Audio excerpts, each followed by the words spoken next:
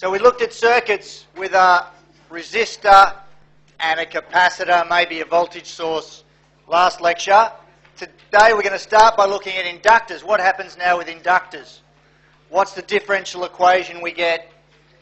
And so on. And then we look at more complex circuits. What if there are lots of resistors and voltage sources and dependent sources and a single capacitor or a single inductor? How do we handle that type of circuit?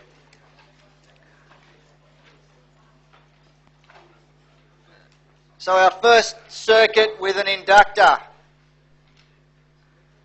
this thing here, an L10.3 inductor in series with a voltage source and a resistor.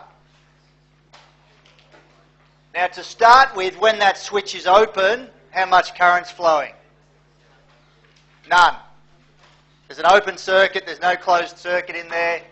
So initially, I will be 0. So we firstly know that the current flowing through the inductor just before I change the switch is 0 amps. What do we know about just after we close the switch then?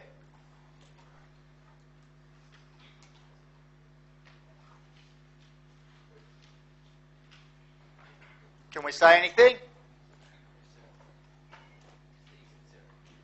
It equals 0. Again, I0 plus must be I0 minus equals 0 amps. The current through an inductor can't jump. Just like white men, the current through an inductor can't jump. Voltage on a capacitor can't jump, current through an inductor. Why? V equals L by di by dt. To change the current quickly requires big voltages. So you're not going to have a jump in the current through an inductor. It's built up, the current's flowing through it, it's not going to change instantaneously. There's a magnetic field built up in there. It's not going to drop to 0 straight away. So that's continuous, the analogue of the voltage on the capacitor being continuous. So I'm going to start at 0. But where do I finish up? And that was the melts question. I infinity will equal what? And they were the A, B, C, D melts options. Have a little think about it.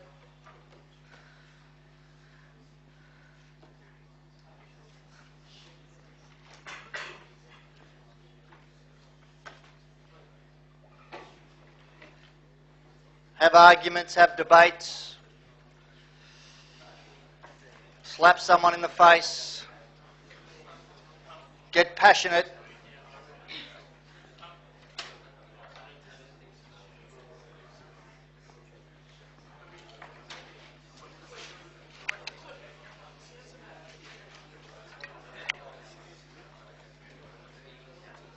So just to be clear,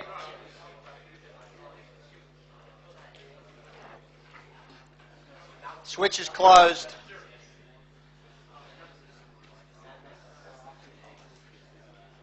All right. 10, 9, 8, 7, 6, 5, 4, 3, 2, 1. Lock. All right. Well, 50 out of 75 think C, Vs divided by R. Indeed, that is the correct answer. At DC steady state, an inductor is a piece of wire which is a short circuit. I have a voltage source Vs in series with a resistor R. So that a current Vs on R will flow. See, the direction's right, so it's not negative Vs on R. Positive Vs on R amps will flow eventually. So I have to get from 0 amps flowing. Just the way I said it before wasn't true. I have to get from 0 to Vs on R, but I don't get there instantaneously. I can't get there instantaneously. That would require infinite voltage. I haven't got infinite voltage across the inductor. So we again need to know how I get from 0 to Vs on R. What's the shape of the curve? How fast does it get there now? What's the time constant? Well, let's consider this circuit here. I'll put a voltage, call that VL, and I'll do Kirchhoff's voltage law around that loop. Minus Vs plus VR plus VL equals 0. That's fine, but I want everything now in terms of the current because it's the thing that's common to everything in this loop. The current, I, down here. I can express all of these voltages in terms of I. Well, not Vs, that's just a voltage source. But the voltage across the resistor is I times R. It's this resistance here, I times R. What's the voltage across the inductor? L times the derivative of the current with respect to time.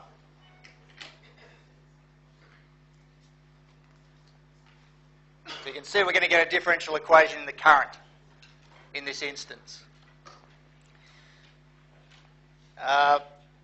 So if that's what I get, rearrange, put it in standard form. di dt plus something times I. And I want to write it as 1 on something because that's this standard form that gives me the time constant. So it's 1 on L on R. di dt plus 1 on, so it'd be R on L or 1 on L on R. And that will be equal to Vs on L because I divided through everywhere by L. So this is how the current behaves. It matches my standard form. So the same solution that we had before will apply. It'll be of the form K1 plus K2 e to the minus t on tau, where the time constant, how fast everything happens, equals L on R. So it's R times C for a resistor capacitor circuit, but it's L divided by R in this instance. Okay? L divided by R is your time constant. So it's of the form K1 plus K2. How do we find the constants? Remember, we can relate them to those initial and final conditions that we just found. So you might recall that K1 will equal I infinity, which we just worked out was Vs divided by R. K2 will equal I0 minus I infinity, which we said was 0 minus Vs on R, which equals minus Vs on R. So I can plug in K1 and K2 into the equation, and therefore I get that IT will be equal to K1, so Vs on R minus Vs on R e to the minus t on tau, where tau was equal to L on R. So very similar structure. For inductors, you really want to solve for the current through the inductor because it's the thing that can't jump. Find the initial value, the final value. How fast it happens is controlled by the ratio of L and R. That's your time constant. But we're essentially solving the same differential equation of exactly the same form. First order linear differential equation. So it has the same exponential behaviour. So that is what that says. Okay. This is another one from 2 You might remember North Melbourne, they made the finals 2 years ago and they went over to Perth to play the Eagles. And wasn't a pretty result. Lost by 96 points. And so anyway, that was a good one. This is a more recent one, just added yesterday. Now, just so you know, that is Daniel Wells, my favourite player. I named my son after him. My son is called Daniel, not Wells. He's called Daniel, and I did name him after him.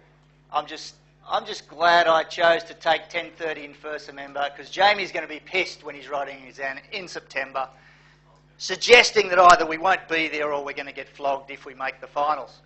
So that's got 9 likes, but I really like it. Here was another one. That's got 39 licks already. So it's very popular. It really caught the nerve right at the right time. 39 likes. That is the clubhouse leader.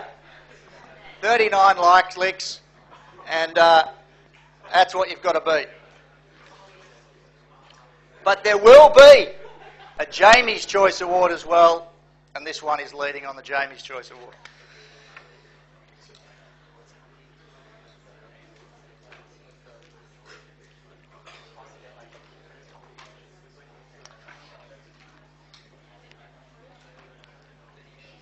Okay, let's put some numbers in there. Some numbers for the inductors and resistors.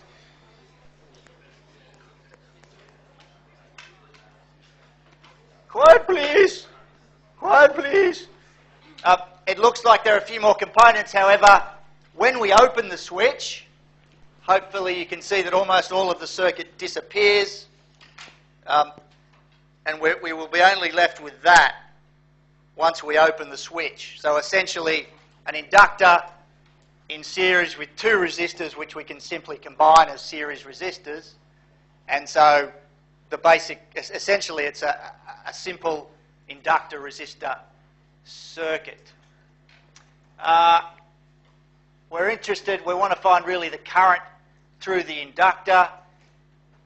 We know it's continuous, so we better analyse at 0 minus just before we open the switch, so when it's in that closed position there, what is the initial current I0T?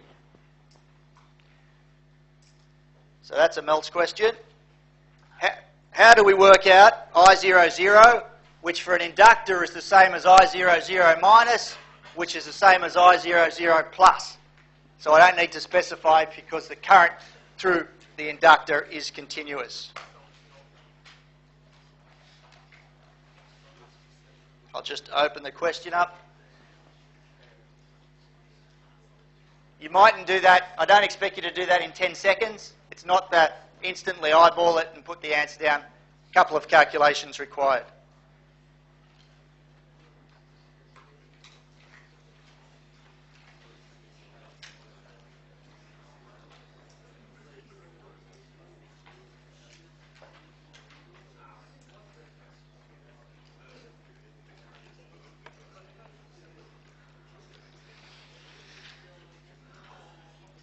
So if the switch has been there for a long time, inductor, short circuit, ignore that.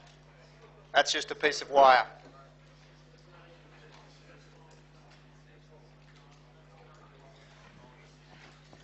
And you just want to find this current.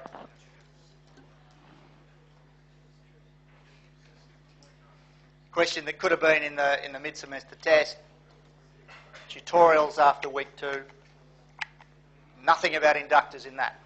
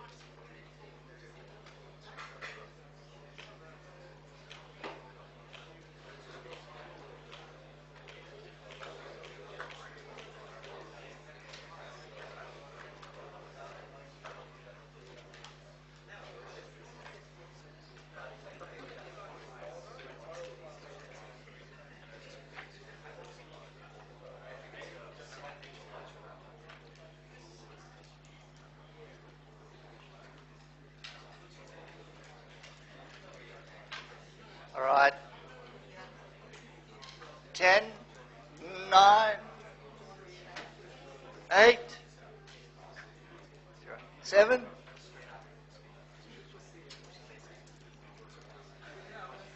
2, 5, 3, 86,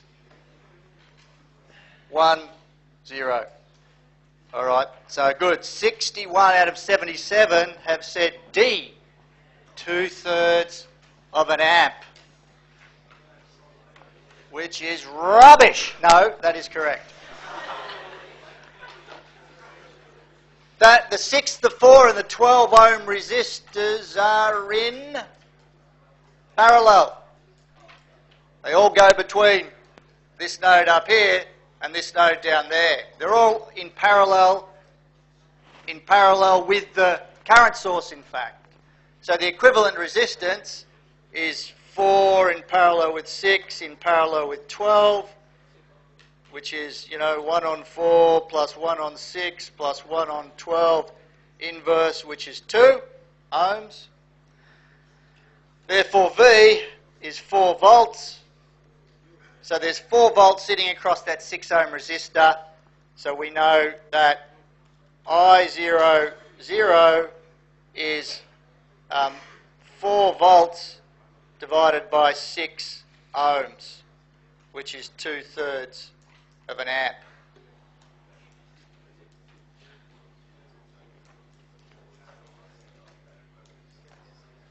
Okay, 2/3 of an amp. If that's the current, it's the current just before the switch closes, it's the current just after the switch opens or closes or whatever it does. That's the key bit. It doesn't jump. Inductors, remember, like a white man. I00 is 2/3 of an amp. Any questions?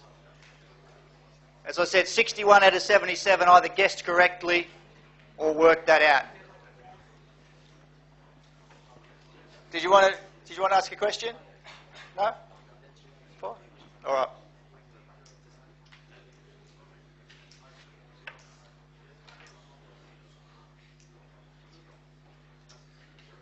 After I open the switch, that part of the circuit disappears. Open circuited, gone. Irrelevant. That's what I'm left with. I've just worked out that I00 is 2/3 of an amp. After a long time, what's the current flowing? 0. Current will flow, it'll gradually drop down. There's nothing pumping energy into that circuit anymore. The energy was stored in the inductor, but it'll gradually be burned up in the resistors until there's no current flowing. So you end up with 0 amps. I've got to move from 2/3 of an amp to 0 amps. How fast do I do it? The time constant is L on R, which in this case is 2 henries on, well, the 6 and the 4 I'll just combine in series. So on 10 ohms, which is 0.2 seconds. That's all I need. I know that I0t will equal I0 infinity plus I00 minus I0 infinity e to the minus t on tau. Plug in alpha, beta and gamma.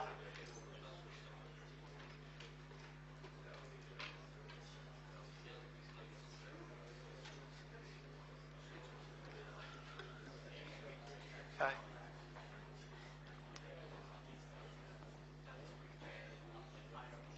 So are there any questions about that? Where does it start? Where does it finish? How fast does it go into the standard form? 2/3 e to the minus t or 0.2 amps.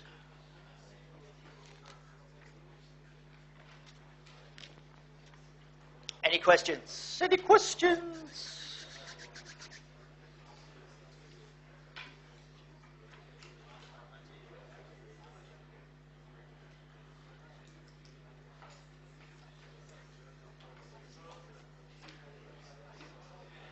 Anyone seen the $6 Million Man?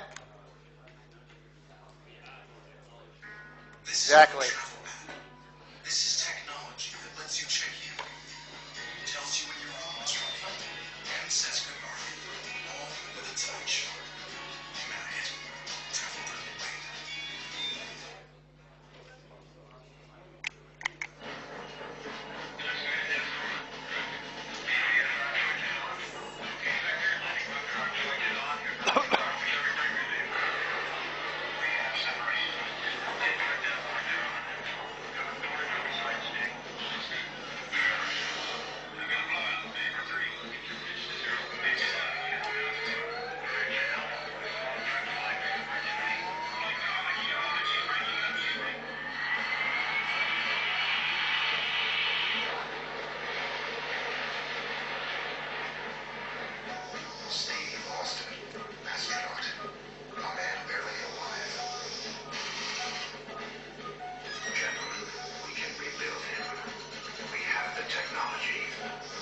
There's the line. The capability to make the world's first bionic man.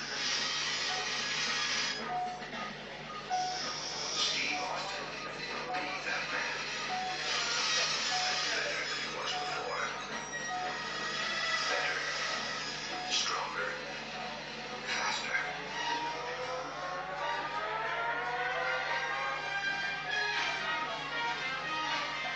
Look at him go!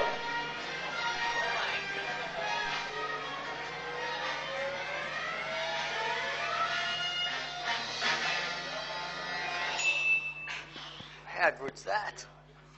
They make TV like they used to. That was the 70s.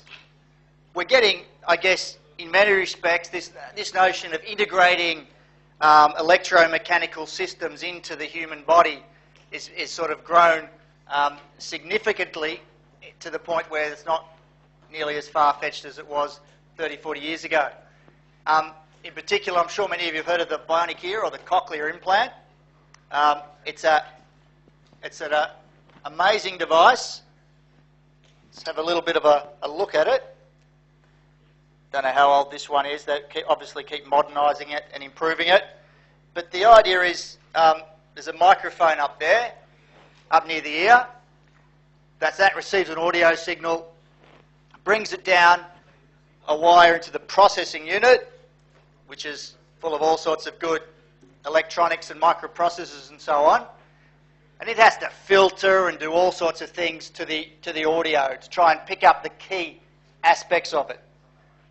Because it's going to send a signal now. So it's come back down here, processed, back up to this thing here, which transmits it across to this, which is implanted inside the head, just inside the head there. In fact, probably shown up on this one. It's an older version of it. So there was the coil implanted, sending a signal across to this receiver and processor over here, which then sends signals down into the cochlea. If you look inside, this is what it looks like. This is the cochlea and this material bending around inside there. Each of these things here that I'm colouring in now is an electrode, and you can excite it, get electrical stimulation, and depending on where you excite, it might generate low frequency or high frequency sound. So to build this, you've got to understand obviously how the cochlea works. You've got to take sound, pull out all the key features, and if you're talking or doing this or that, which one of these, how do you excite these electrodes? What do you do? What's your pattern of excitation so that the person can hear now? So someone, quiet please, someone with absolutely no hearing, all of a sudden, bang, turn this on, and hearing's recreated. We're doing it now for vision, for the bionic eye, and I'll show you a little bit about that too in the next lecture. So this isn't finished. It's a very high-performing device, but music, I don't believe, sounds that good. Trying to pick out a voice in a crowded room like a party is a really, really hard problem for this processor to do.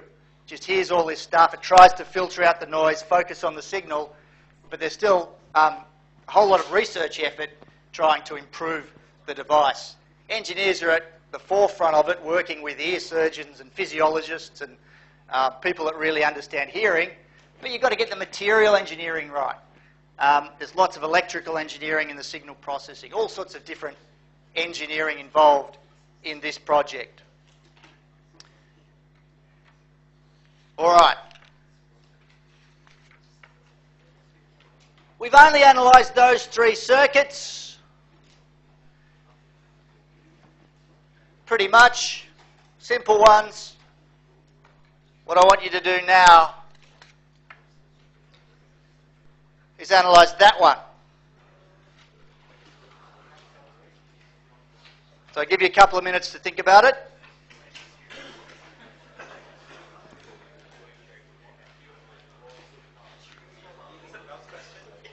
Yeah, it's a Mel's question. There is only one capacitor or inductor. There is only one. So that's something.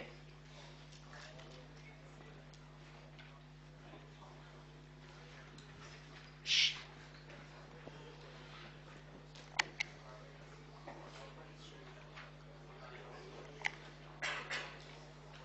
No, it's not a Mel's question. But my point is, it could be. That's fine. There's only one capacitor. If imagine you're all capacitors. You're the capacitors, and each of your hands are your terminals, right? Your capacitor. You've got your terminals. From the point of view of the capacitor, does it really care how complicated the rest of the circuit is?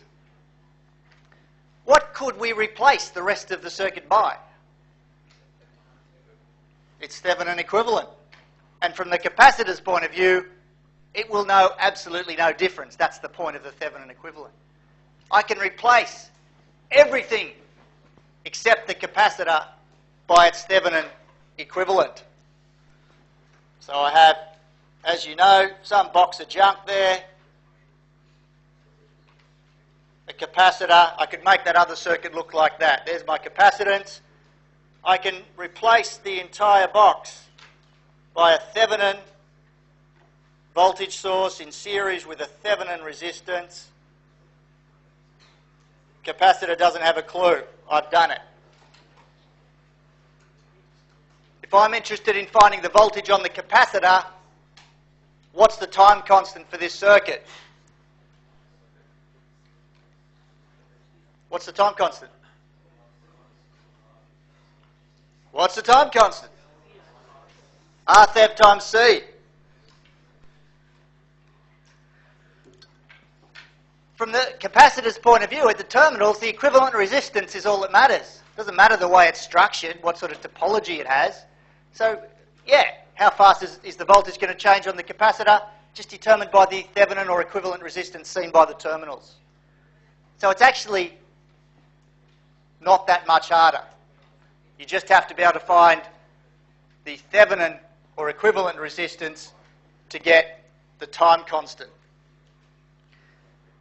What's the steady state value that we end up with on this capacitor? The voltage on the capacitor in the end? V Thev. So we also know that if I called that V, V infinity will equal V Thev. So the key things two of the key things we need to find, the steady state final value, is the Thevenin voltage, and how fast it happens how fast it gets there is governed by the Thevenin resistance. So in fact, you could have done that with a little bit of effort to find the equivalent resistance. Not as easy because there's a dependent source in there, but theoretically you could do it.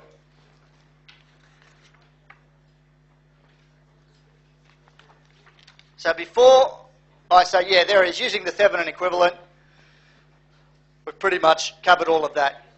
Replace a circuit by its Thevenin. We've got one of the ones we analysed before. Yep? How do you deal with the switch?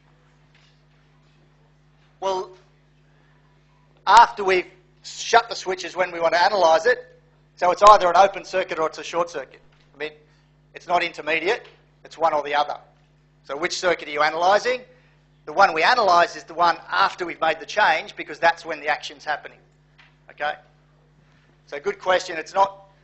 We don't really care about that before the switch. Before the switch changes, we do the DC steady state analysis. After we've done it, well, let's find the Thevenin resistance. Oh yeah, this is a beauty. The 2013 Ig Nobel Prize in Probability was for making two related discoveries. First, that the longer a cow has been lying down, the more likely that cow will soon stand up. And second, that once a cow stands up, you cannot easily predict how soon that cow will lie down again.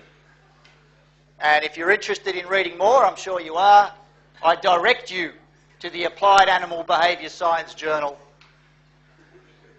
Volume 124. Highly recommended.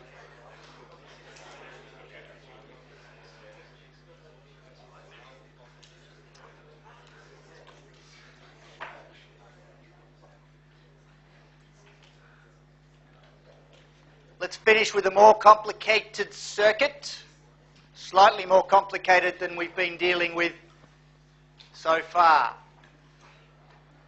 I want to find some current for IT greater than 0, and I say, hang on a sec, what's the capacitor inductor element? There's a capacitor there. So actually what I'm interested in finding is this voltage.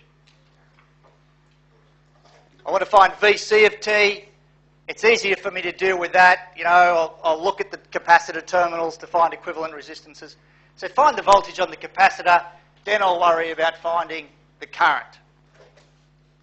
So let's find the voltage on the capacitor. Again, I want to know what happens before I close the switch. So when it's in this open position here, that's what I first need to analyse. Find the current. So I want to find I0 minus and VC0 minus first. And then I know that voltage on the capacitor is continuous, so it'll be the starting point for when I then close the switch.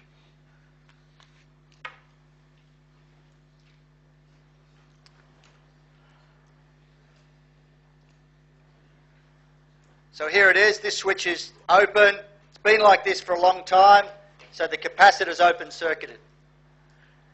What I essentially have there is a single loop with two voltage sources and some resistors. So I'll do Kirchhoff's voltage law around that loop.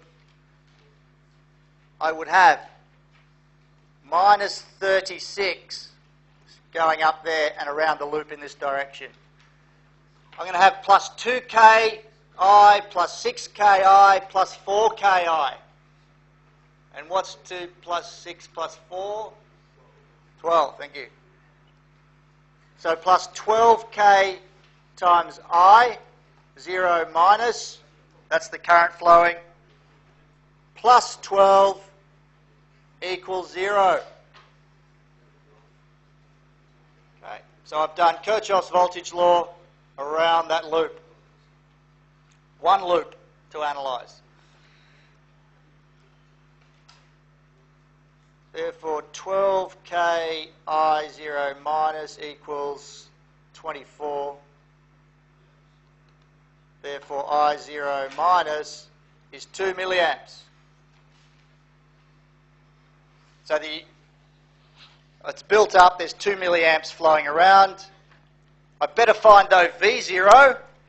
I want to find this voltage here. How do we do that? What about Kirchhoff's voltage law like this? Around that subloop, if you like, I would have minus 36 plus 2K I0 minus plus VC0 minus equals 0. Another KCL.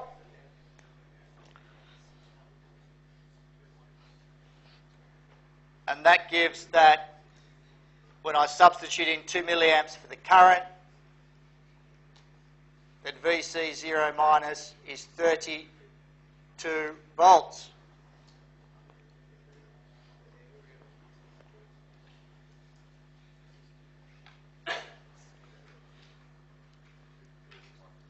So therefore, VC0 plus is also 32 volts. I found my initial condition. 32 volts sitting on there. I now flick the switch.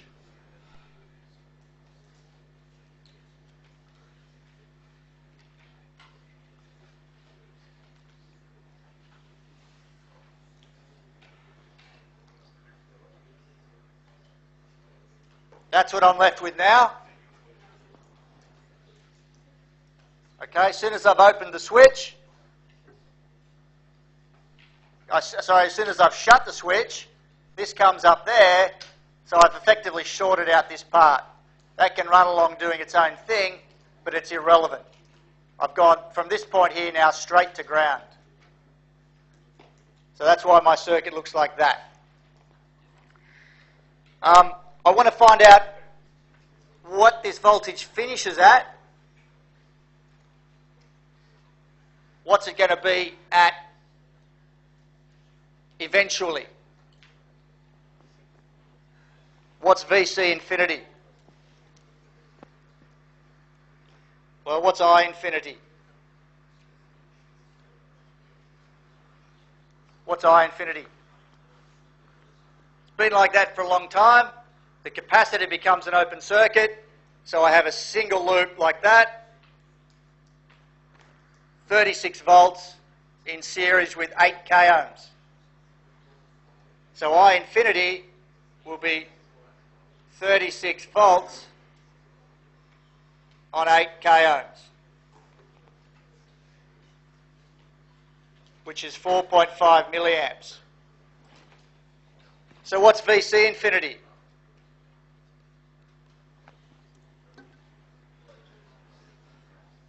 What is it? What is it?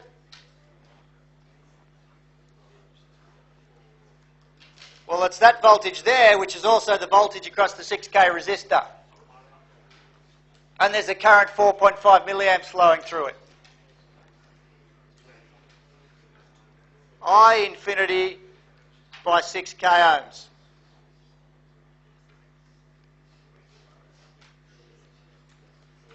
Which is 27 volts.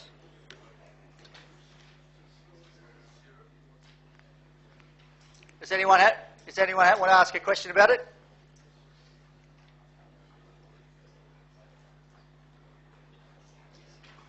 If there are issues you don't want to ask now, please see me afterwards, because it should be very elementary circuit analysis. So I want to know if it's not.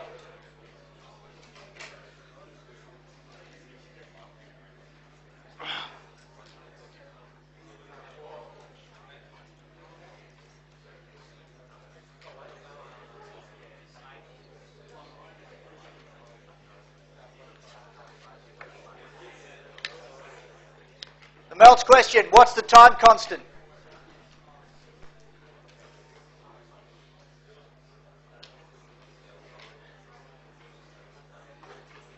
What is the time constant?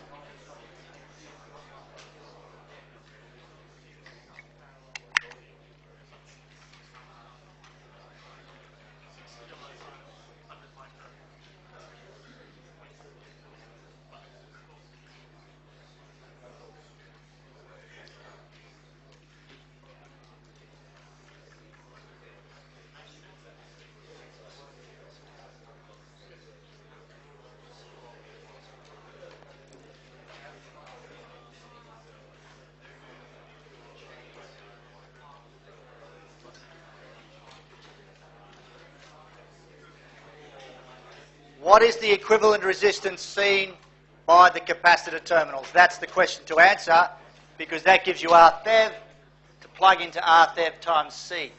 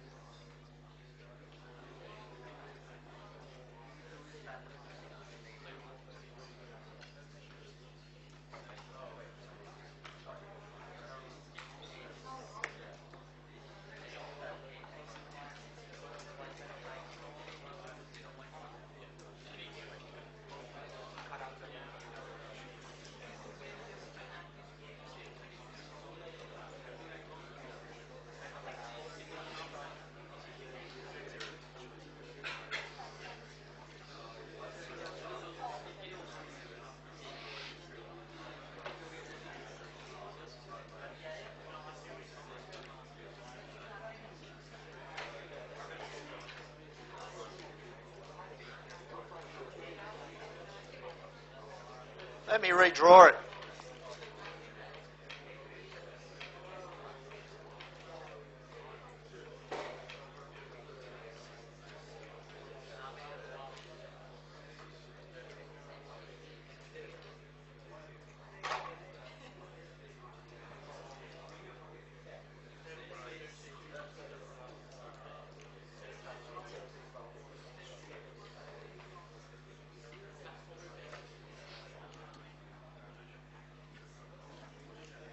That's the same circuit, just redrawn.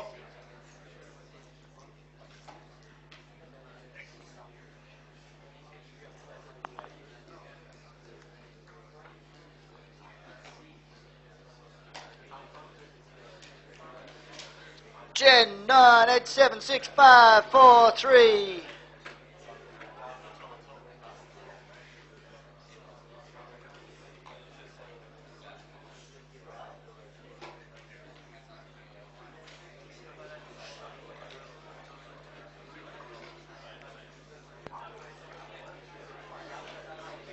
Okay.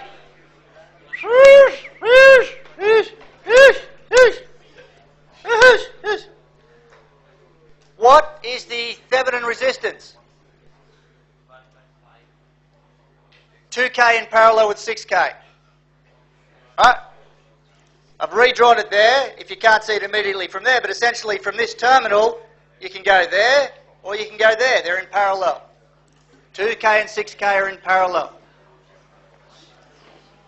Remember, we can short the voltage source and find the equivalent resistance. If it's not clear from that figure, hopefully it is from this one. So our Thev was 2K in parallel with 6K times C, which is 1.5K times 100 by 10 to the minus 6, which is 0.15 seconds.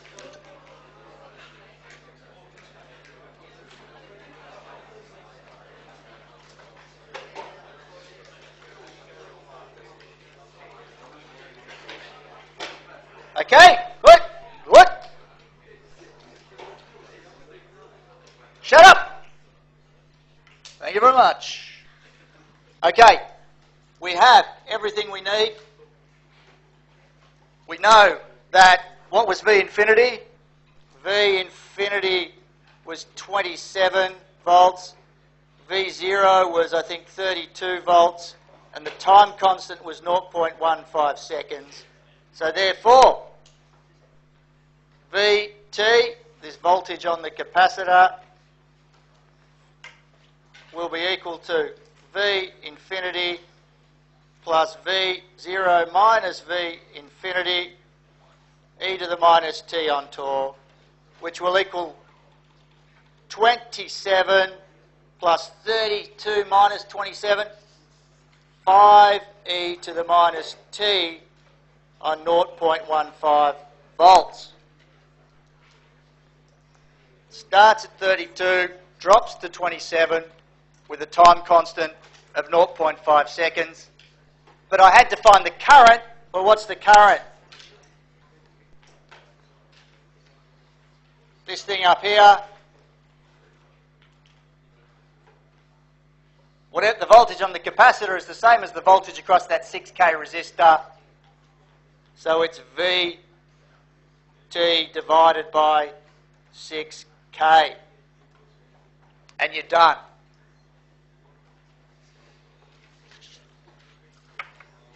If you plot it, that's what the current does.